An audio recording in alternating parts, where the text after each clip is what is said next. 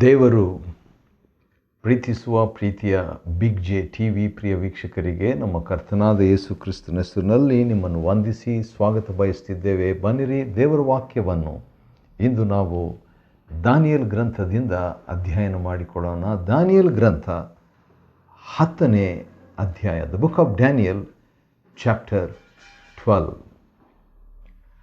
Daniel ಗ್ರಂಥ 10ನೇ ಅಧ್ಯಾಯದಲ್ಲಿ 10ನೇ ಅಧ್ಯಾಯ 11ನೇ ವಚನ, 10ನೇ ಅಧ್ಯಾಯ 19ನೇ ವಚನ. ಇನ್ನೊಂದು ಸರಿ ಹೇಳ್ತೇನೆ. ದಾನಿಯೇಲ್ ಗ್ರಂಥ 10ನೇ ಅಧ್ಯಾಯ 11ನೇ ವಚನ, ದಾನಿಯೇಲ್ ಗ್ರಂಥ 10ನೇ ಅಧ್ಯಾಯ ಮತ್ತು 19ನೇ ವಚನ. ಈ ಎರಡು ವಚನಗಳಲ್ಲಿ ದಾನಿಯೇಲನಿಗೆ ಅತಿ ಪ್ರಿಯನು ಎಂಬುದಾಗಿ ಕರೆಯುವಂಥದ್ದನ್ನು ಕಾಣ್ತೇವೆ. Daniel was called greatly beloved or highly esteemed or dearly beloved. ಅಂದರೆ ಅತ್ಯಂತ ಪ್ರಿಯನು, ಗ್ರೇಟ್ಲಿ ಬಿಲವಡ್. ಈ ಅತ್ಯಂತ ಪ್ರಿಯನ ಅಥವಾ ಅತಿ ಪ್ರಿಯನ 12 ಅನುಭವಗಳನ್ನು 10ನೇ ಅಧ್ಯಾಯದಲ್ಲಿ ನಾವು ನೋಡಿಕೊಳ್ತೇವೆ. 12 ಎಕ್ಸ್ಪೀರಿಯನ್ಸಸ್. ಒಬ್ಬ ವ್ಯಕ್ತಿ ದೇವರಿಗೆ ಅತಿ ಪ್ರಿಯನಾಗಿದ್ದಲ್ಲಿ ಅವನ ಜೀವನದಲ್ಲಿ ಸಂಭವಿಸುವಂಥ 12 ಅನುಭವಗಳು 10ನೇ ಅಧ್ಯಾಯ ದಾನಿಯೇಲ್ ಗ್ರಂಥದಿಂದ ನಾವು ನೋಡಿಕೊಳ್ಳಲಿಕ್ಕಿದ್ದೇವೆ. ದೇವರು ನಮಗೆ ಸಹಾಯ ಮಾಡಲಿಕ್ಕಿದ್ದಾರೆ. ಬನ್ನಿರಿ. ಮೊದಲನೇ ವಚನ, 10ನೇ ಅಧ್ಯಾಯ 1ನೇ ವಚನ. ದಾನಿಯೇಲ್ ಗ್ರಂಥ, ಪಾರಸಿಯ ರಾಜನಾದ ಕೋರೇಷನ ಆಳಿಕೆಯ 3ನೇ ವರ್ಷದಲ್ಲಿ ಬೆಲ್ತೆಶಚ್ಚರನೆಂಬ ದಾನಿಯೇಲನಿಗೆ ಒಂದು ಸಂಗತಿಯು ಪ್ರಕಟವಾಯಿತು. ಮೊಟ್ಟ ಮೊದಲನೇ ಅನುಭವ ಏನೆಂದರೆ ಪ್ರಕಟಣೆಯ ಅನುಭವ, experience of revelation experience of greatly ಬಿಲವಡ್. ಅತಿ ಪ್ರಿಯನ ಪ್ರಕಟಣೆಯ ಅನುಭವ, ಇದು ಮೊದಲನೇ ಅನುಭವ. ಹೌದು, ಈ ಪ್ರಕಟಣೆಯ ಅನುಭವ ಭಾಳ ಮುಖ್ಯವಾದಂಥ ಅನುಭವ. ಈ ಪ್ರಕಟಣೆಯ ಅನುಭವ ಅಂತ ಹೇಳಿದ ಮೇಲೆ ಪ್ರಕಟಣೆ ಅಂದರೆ ಏನು ಅಂತ ತಿಳ್ಕೊಳ್ಬೇಕು. ಪ್ರಕಟಣೆ ಅಂದರೆ ದೇವರು ಕೊಡುವ ಬೆಳಕು. God giving light is the revelation. ಇದು ಸಾಮಾನ್ಯವಾದಂಥ ಒಂದು ಅರ್ಥ. ಇದಕ್ಕೆ ದೈವಶಾಸ್ತ್ರ, ಥಿಯೋಲಾಜಿಕಲ್ ಅರ್ಥಗಳು ಬೇರೆ ಬೇರೆ ರೀತಿಯಲ್ಲಿ ಇರ್ಬೋದು. ಆದರೆ ಸರಳ ಅರ್ಥ ದೇವರು ಕೊಡುವ ಬೆಳಕು. ಯಾವ ಕ್ಷೇತ್ರದಲ್ಲಿ ಅಥವಾ ಯಾವ ಕ್ಷೇತ್ರಗಳಲ್ಲಿ ದೇವರು ಬೆಳಕು ಕೊಡಬೇಕು? ದೇವರು ತನ್ನ ಬಗ್ಗೆ ದೇವರು ಪ್ರಕಟಣೆಯನ್ನು ಕೊಡಬೇಕು. ದೇವರು ತನ್ನ ವಾಕ್ಯದ ಬಗ್ಗೆ ಪ್ರಕಟಣೆಯನ್ನು ಕೊಡಬೇಕು. ದೇವರು ನಮ್ಮ ಬಗ್ಗೆ ಪ್ರಕಟಣೆಯನ್ನು ಕೊಡಬೇಕ್ರಿ. ಹಾಗಾದರೆ ಆತ್ಮಿಕವಾಗಿ ನಾವು ಬೆಳಿಬೇಕಾದರೆ ಈ 3 ಪ್ರಕಟಣೆಗಳು ಖಂಡಿತವಾಗಿ ಅಗತ್ಯ. ಸರಿ, ದಾನಿಯೇಲನಿಗೆ ಒಂದು ಸಂಗತಿ ಪ್ರಕಟವಾಯಿತು. ಬಹು ಕಷ್ಟದ ಗಡುವಿನ ಸಂಗತಿಯು ಸತ್ಯವಾದದ್ದು. ಅವನು ಕಂಡ ಕನಸು ಗಮನಿಸಿ ಆ ಸಂಗತಿಯನ್ನು ಮಂದಟ್ಟು ಮಾಡಿಕೊಂಡನು. ಆ ನಂತರ ದಾನಿಯೇಲನು ಯಾಕೆ ಅತಿ ಪ್ರಿಯನು?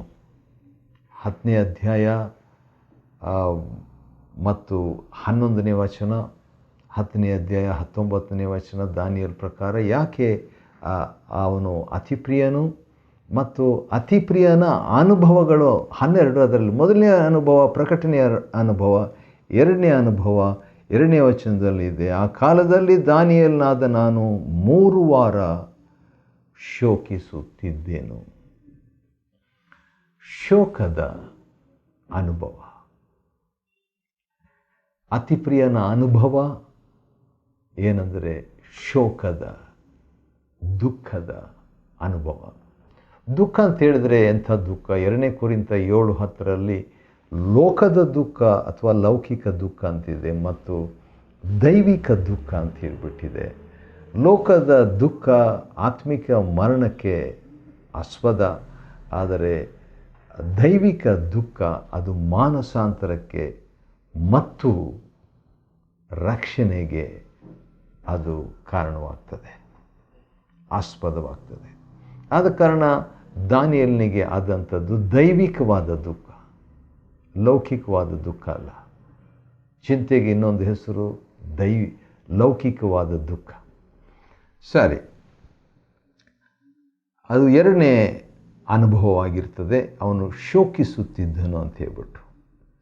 ಅದಾದ ನಂತರ ನೋಡುವಾಗ ಮೂರನೇ ಅನುಭವ, ಅತಿ ಪ್ರಿಯನ 12 ಅನುಭವಗಳಲ್ಲಿ ಮೂರನೇ ಅನುಭವ ಏನಂತ ಹೇಳಿದರೆ, ಆ 3 ವಾರ ನಾನು ರುಚಿ ಪದಾರ್ಥವನ್ನು ತಿನ್ನಲಿಲ್ಲ, ಮಾಂಸವನ್ನು ದ್ರಾಕ್ಷಾರಸವನ್ನು ನನ್ನ ಬಾಯಿಗೆ ಹಾಕಲಿಲ್ಲ, ಎಣ್ಣೆ ಕೂಡ ದೂರ ಇಟ್ಬಿಟ್ಟಿದ್ದ. ಹೌದು, ಇದು ಏನು ತೋರಿಸ್ತದೆ ಅಂತೇಳಿದರೆ ಅವನ ಉಪವಾಸದ ಅನುಭವ, ಸರಳತೆಯ ಅನುಭವ. ಸರಳತೆ ಅಂದ ತಕ್ಷಣ ನನಗೆ ನೆನಪಿಗೆ ಬರುವಂಥ ಒಂದು ವಾಕ್ಯ, ಕೊರಿಂಥದಲ್ಲಿ ಇರುವಂಥ ಒಂದು ವಾಕ್ಯ. ಅದೇನಂತ ಹೇಳಿದರೆ, ಸರಳತೆಯ ಕುರಿತಾಗಿ ಇರುವಂಥ ಒಂದು ಮಾತು ಏನಂತ ಹೇಳಿದರೆ, ನಾವು ಹಬ್ಬವನ್ನು ಆಚರಿಸೋಣ ಎಂಬುದಾಗಿ ಪೌಲನು ಹೇಳಿಬಿಟ್ಟು ಅದನ್ನು ಸರಳತೆಯಿಂದ ಮತ್ತು ಸತ್ಯತೆಯಿಂದ ಆಚರಿಸಬೇಕು. 5ನೇ ಅಧ್ಯಾಯ, 1 ಕೊರಿಂಥ 5ನೇ ಅಧ್ಯಾಯ ಮತ್ತು 8ನೇ ವಚನದಲ್ಲಿ ಈ ರೀತಿಯಾಗಿದೆ, ಆದ ಕಾರಣ ನಾವು ಹಳೆ ಹುಳಿಯನ್ನು, ಅಂದರೆ ದುರ್ಮಾರ್ಗತ್ವ, ದುಷ್ಟತ್ವ ಎಂಬ ಹುಳಿಯನ್ನು ಇಟ್ಟುಕೊಳ್ಳದೆ, 1 ಕೊರಿಂಥ 5 ಮತ್ತು 8, ಸರಳತೆ, ಸತ್ಯತೆ ಎಂಬ ಹುಳಿ ಇಲ್ಲದ ರೊಟ್ಟಿಯನ್ನೇ ತೆಗೆದುಕೊಂಡು ಹಬ್ಬವನ್ನು ಆಚರಿಸೋಣ.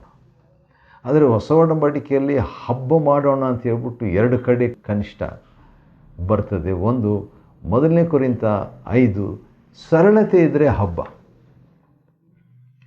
ಇನ್ನೊಂದು ಕಡೆ ಒಬ್ಬ ಪಾಪಿ ದೇವರ ಕಡೆಗೆ ಬಂದರೆ ಹಬ್ಬ, ಲೂಕ 15 ಪ್ರಕಾರ.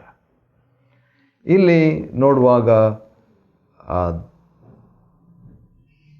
ದಾನಿಯೇಲನ ಒಂದು ಅನುಭವ, ಅಂದರೆ ಅತಿ ಪ್ರಿಯನ 12 ಅನುಭವಗಳಲ್ಲಿ ಮೂರನೇ ಅನುಭವ ಆ ಒಂದು ಉಪವಾಸದ ಅಥವಾ ಸರಳತೆಯ ಒಂದು ಅನುಭವ. ಉಪವಾಸ ಅನ್ನೋದಕ್ಕಿಂತಲೂ ಸರಳತೆಯ ಅನುಭವ ಅಂತ ಹೇಳಲಿಕ್ಕೆ ನಾನು ಇಷ್ಟಪಡ್ತೇನೆ. ಯಾಕಂತ ಹೇಳಿದರೆ ಸ್ಪೆಷಲ್ ಆಗಿರುವಂಥದ್ದನ್ನು ಅವನು ತಿನ್ನಲಿಲ್ಲ. ಇವೆಲ್ಲ ಅಗತ್ಯವಾದದ್ದೇ, ಆದರೂ ಕೂಡ ಅದನ್ನು ಆ 3 ವಾರಗಳು ಸರಳತೆಯ ಅನುಭವಕ್ಕೆ ಸಾಗಿದನು. ದೇವರಿಗೆ ಅತಿ ಪ್ರಿಯನು. ದಾನಿಯೇಲ 10:11, ದಾನಿಯೇಲ 10:19 ಇರುವಂಥ ಮಾತು ಅತಿ ಪ್ರಿಯನೆಂಬುದಾಗಿ. ಇದಕ್ಕಿಂತ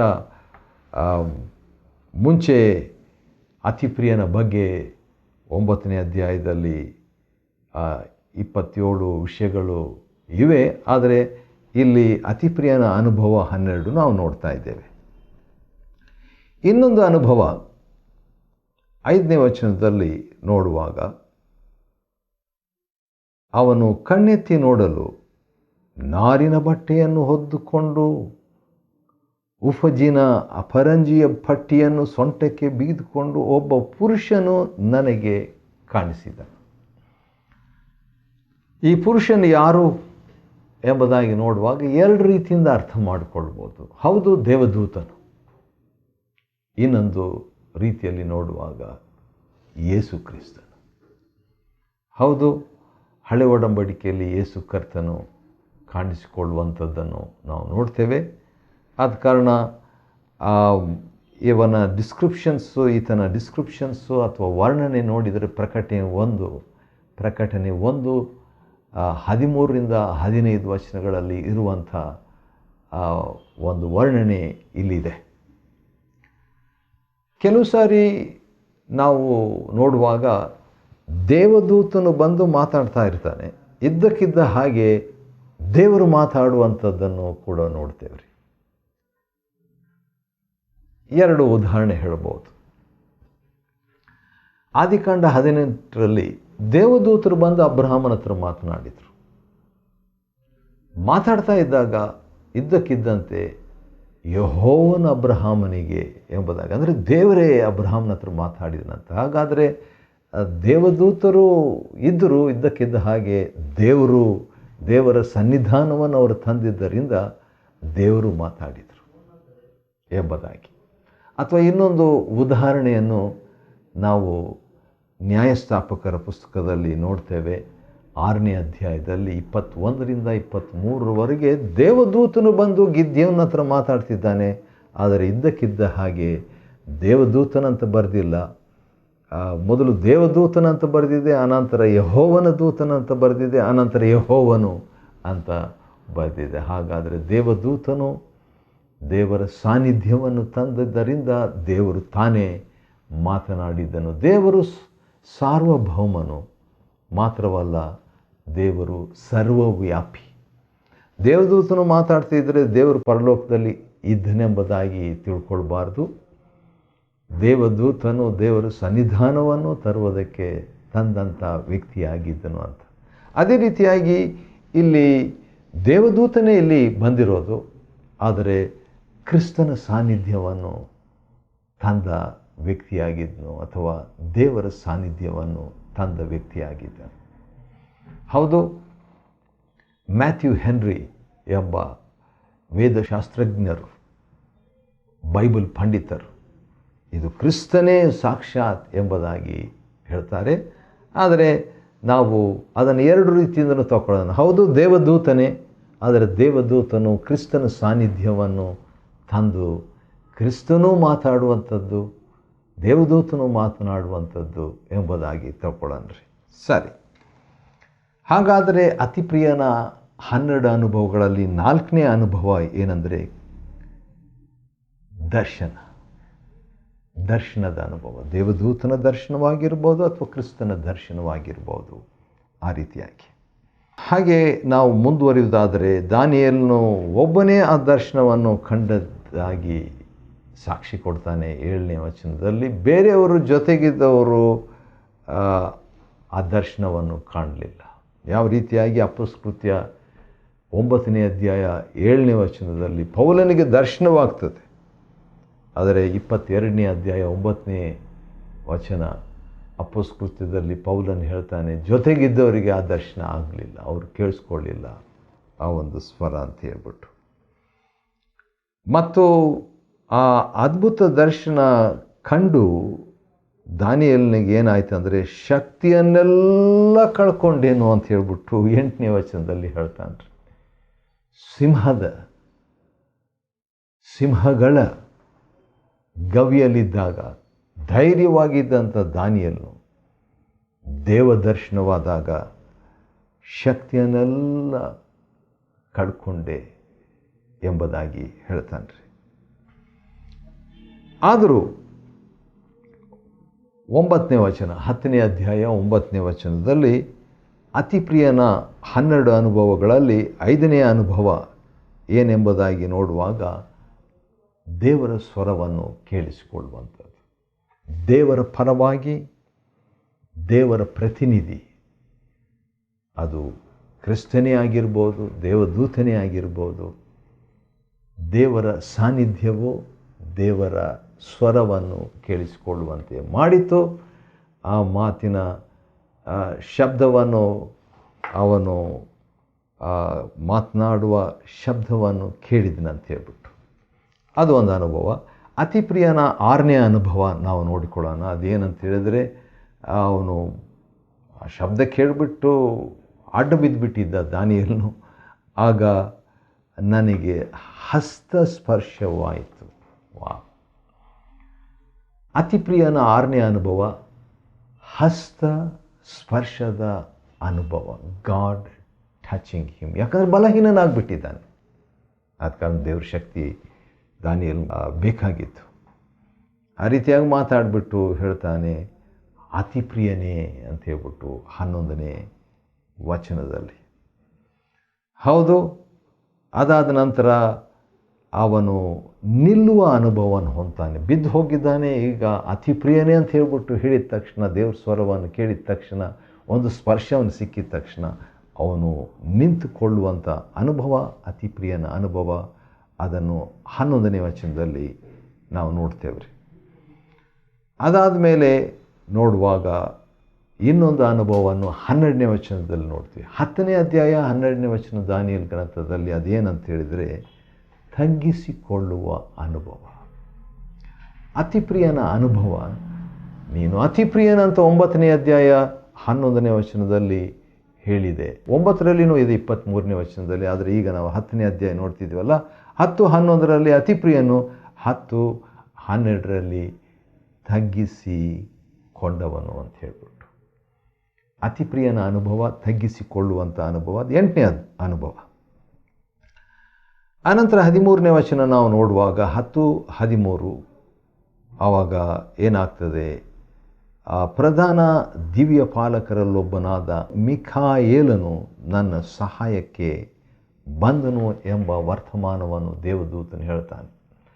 ದೇವದೂತನಿಗೂ ಆ ಒಂದು ಸಹಾಯ ಸಿಕ್ತು. ಈಗ ದಾನಿಯೇಲನಿಗೂ ಕೂಡ ಅವನ ಮಾತಿನಿಂದ ಸಹಾಯ ಸಿಕ್ತು. ಹಾಗಾದರೆ ದೇವರಿಗೆ ಅತಿ ಪ್ರಿಯನ 9ನೇ ಅನುಭವ ಸಹಾಯದ ಅನುಭವ. ಯಾಕಂದರೆ ದಾನಿಯೇಲನಿಗಾಗಿ ಸಂದೇಶ ಹೇಳಲಿಕ್ಕೆ ಹೋರಾಡಿ ಆನಂತರ ಬರಬೇಕಾಯಿತು ಈ ವ್ಯಕ್ತಿ. ಸರಿ, ಮುಂದೆ ನಾವು ನೋಡುವಾಗ 15ನೇ ವಚನ 10ನೇ ಅಧ್ಯಾಯದಲ್ಲಿ ನೋಡ್ತೇವೆ. ಅವನು ಬಾಯಿ ಮಾತಾಡಲಿಕ್ಕೂ ಆಗದೇ ಇರುವಾಗ ನರರೂಪ ಸದರ್ಶನು ಒಬ್ಬನೇನು ಮಾಡ್ತಾನೆ, ದಾನಿಯೇಲನ ತುಟಿಗಳನ್ನು ಮುಟ್ಟಲು ಅವನು ಮಾತಾಡಲಿಕ್ಕೂ ಆಗದಂಥ ಒಂದು ಅನುಭವ. ಅತಿ ಪ್ರಿಯನ ಅನುಭವ ಬಾಯಿ ಸ್ಪರ್ಶದ ಅನುಭವವಾಗಿತ್ತು. ಆನಂತರ ಶಕ್ತಿಯನ್ನೆಲ್ಲ ಕಳ್ಕೊಂಡಿದ್ದನಲ್ಲ, ಉಸಿರೇ ಇಲ್ಲದಂಥ ಒಂದು ಪರಿಸ್ಥಿತಿಯಲ್ಲಿದ್ದಾಗ ಆ ವ್ಯಕ್ತಿ ದಾನಿಯೇಲನು ಮುಟ್ಟಿದಾಗ ಅವನಿಗೆ ಬಲ ಸಿಗ್ತದೆ. 17ನೇ ವಚನ, ನನ್ನನ್ನು ಮುಟ್ಟಿ ಬಲಪಡಿಸಿದನು. ಹೌದು, ಬಲಪಡಿಸಿದಂಥ, ಬಲ ಹೊಂದುವಂಥ ಅನುಭವ, ಆತ್ಮಿಕ ಬಲ ಹೊಂದುವ ಅನುಭವ ಅತಿ ಪ್ರಿಯನ ಅನುಭವ ಆಗಿತ್ತು ಎಂಬುದಾಗಿ ನಾವು ಇದರಲ್ಲಿ 18ನೇ ವಚನದಲ್ಲಿ ನೋಡ್ತೇವೆ. ಆನಂತರ ಅತಿ ಪ್ರಿಯನೇ ಭಯಪಡಬೇಡ, ನಿಮ್ಗೆ ಸಮಾಧಾನ ಇರಲಿ ಎಂಬುದಾಗಿ ಹೇಳ್ತಾನೆ ರೀ. ಹೌದು, ಸಮಾಧಾನವು ಅತಿ ಪ್ರಿಯನ 12ನೇ ಅನುಭವವಾಗಿರ್ತದೆ. ಈ ರೀತಿಯಾಗಿ ದಾನಿಯೇಲ್ ಗ್ರಂಥ 12ನೇ ಅಧ್ಯಾಯದಲ್ಲಿ ಅತಿ ಪ್ರಿಯನ 12 ಆತ್ಮಿಕ ಅನುಭವಗಳನ್ನು ನಾವು ಅಧ್ಯಯನ ಮಾಡಿಕೊಂಡೆವು. 12 ಅನುಭವಗಳು ನಮ್ಮದಾಗಿರಲಿ. 10ನೇ ಅಧ್ಯಾಯವನ್ನು ಅಧ್ಯಯನ ಮಾಡಿಕೊಳ್ಳುವಂತೆ ದೇವರು ಕೊಟ್ಟ ಕೃಪೆಗಾಗಿ ಆತನಿಗೆ ಸ್ತೋತ್ರವಾಗಲಿ. ದೇವರು ನಿಮ್ಮನ್ನು ಆಶೀರ್ವದಿಸಲಿ.